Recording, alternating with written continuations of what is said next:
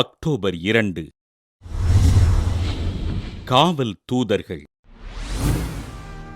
நீ செல்லும் இடங்களிலெல்லாம் உன்னை காக்கும்படி தம் தூதருக்கு உன்னை குறித்து கட்டளையிட்டார் என்கிறது திருப்பாடல். இவ்வுலகில் இறைத்தந்தை காவல் தூதர்களை நமது நம்பிக்கைக்குரிய மெய்க்காப்பாளர்களாக நியமித்துள்ளார் என்கிறார் புனித பெர்னார்து.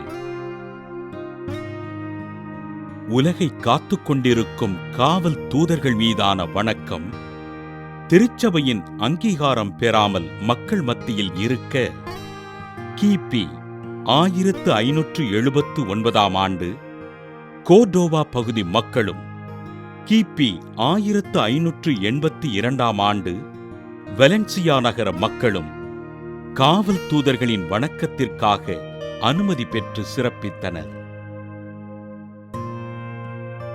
திருத்தந்தை 5ஆம் பவுல் கிபி 1608 ஆண்டு செப்டம்பர் 27 நாள் காவல் தூதர்களின் வணக்கத்திற்கு அனுமதி வழங்க கிழக்கு மற்றும் மேற்கத்திய திருச்சபைகளில் கொண்டாடப்பட்டு வந்த இவ்விழாவானது உலகம் முழுவதும் கொண்டாடப்பட்டது.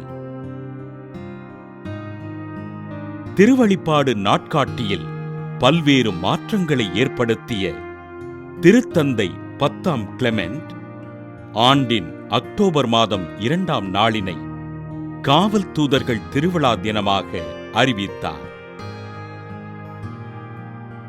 காவல் தூதர்கள் இறைவனை துதிப்பது, இறைவனின் செய்தி தொடர்பாளராக இருப்பது, மனிதர்களை கண்காணிப்பது போன்ற முப்பெரும் பணிகளைச் செய்வதாக திருமறை நூல்கள் குறிப்பிடுகின்றது.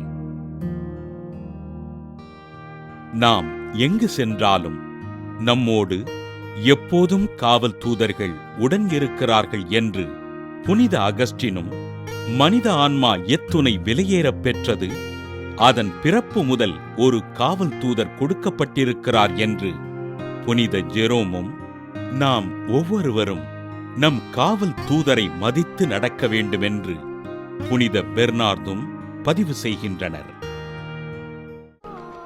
காவல் தூதர்களின் திருவிழாவினை கொண்டாடுகின்ற நாம் நம்மை பாதுகாத்து வழிநடத்துகின்ற காவல் தூதர்களுக்கு நன்றி கூறி ஆண்டவரிடம் ஜெபிப்போம்.